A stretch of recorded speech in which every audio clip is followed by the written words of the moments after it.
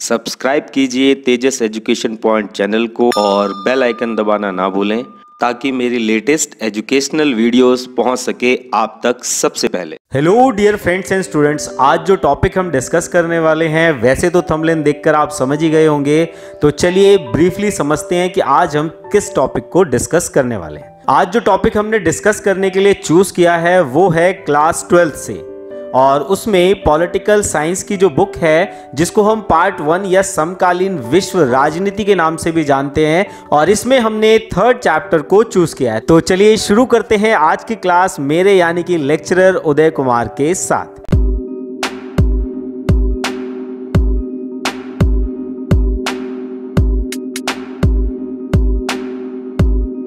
तो चलो in general समझते हैं कि इस पर्टिकुलर चैप्टर में हम पढ़ने क्या वाले हैं, क्योंकि अगर आपको ये नहीं पता होगा कि हम क्या पढ़ना चाह रहे हैं तो कंक्लूड करना थोड़ा सा डिफिकल्ट हो जाएगा।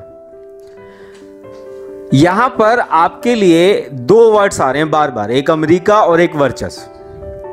तो हमेशा जब भी हम लेक्चर को शुरू करते हैं तो हम यही कहते हैं कि आपको अगर चैप्टर का नाम क्लियर है तो आपका 80% वर्क जो है, वो जो 80% काम है वो ऑलरेडी कवर अप हो जाता है।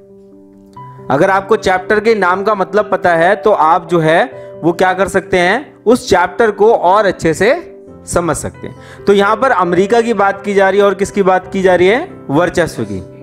तो अमेरिका क्या है और वर्चस्व क्या है, पहले इसको समझते हैं। अमेरिका हम सभी को पता है कि एक कंटिनेंट है, एक देश है।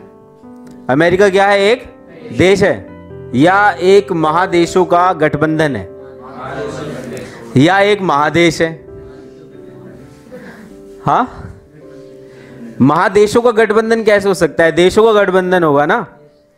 क्या होगा, महादेशों का गठबंधन। ठीक है, अमेरिका जो है वो 51 देशों से मिलकर बना हुआ एक क्या है, महागठबंधन है जिसमें 51 देश शामिल हैं। इससे पहले के चैप्टर में आप फर्स्ट वर्ल्ड वॉर को पढ़ चुके हैं, सेकेंड वर्ल्ड वॉर को पढ़ चुके हैं, कोल्ड वॉर को पढ़ चुके हैं। जनरली हमें ऐसा लगता है कि 1991 यानी कि 1991 के बाद दुनिया जो है वो वर्चस्व के दौर से गुजर रही है।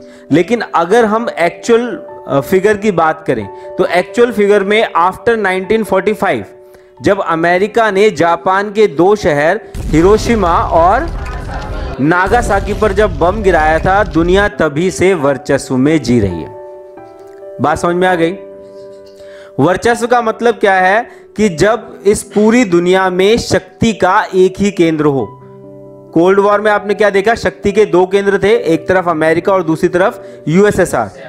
लेकिन अगर वर्तमान की बात करें तो वर्तमान में क्या है, शक्ति का एक ही केंद्र है। तो हम इसे क्या कह सकते हैं कि हम वर्चस्व वाली दुनिया में जी रहे हैं। क्लियर है बेटा पॉइंट। जो चैप्टर की शुरुआत है वो कहां से शुरू होती है, 9/11 की घटना से।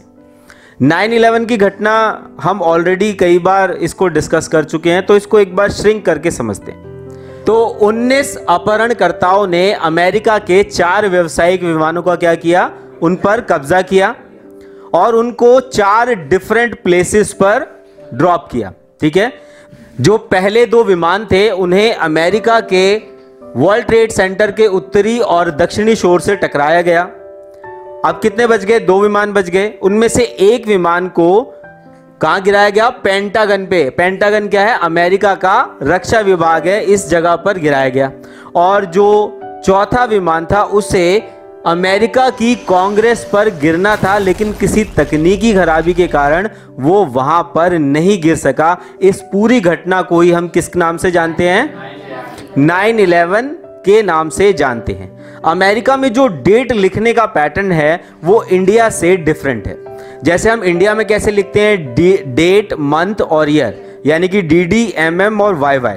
ठीक है, लेकिन अमेरिका में जो है वो मंथ पहले लिखा जाता है, डे बीच में लिखा जाता है और ईयर जो है वो सबसे लास्ट में लिखा जाता है। ये बात क्लियर है सभी को। तो इसीलिए 9/11 का मतलब क्या है,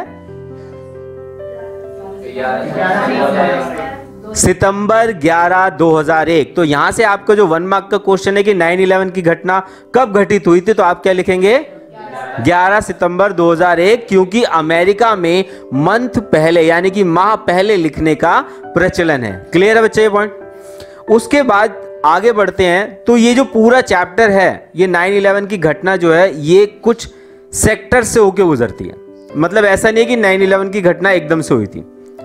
इसमें क्या है, सारी कहानी क्या है, बदला लेने की है। जैसे कभी भी कहते हैं कि दो प्रतिद्वंदी होते हैं, जब दो लोग लड़ रहे होते हैं तो जब तक उनमें से कोई एक समाप्त नहीं हो जाता या उनमें से कोई एक खत्म नहीं हो जाता तब तक युद्ध खत्म नहीं होता है। तो सेम चीज अगर हम बात करें तो क्या है, 9/11 के केस में भी है। ये घटना 1990 से शुरू होती है और 2001 या 2003 तक जाकर चलती है।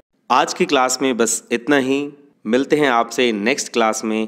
तब तक के लिए जय भीम, जय भारत।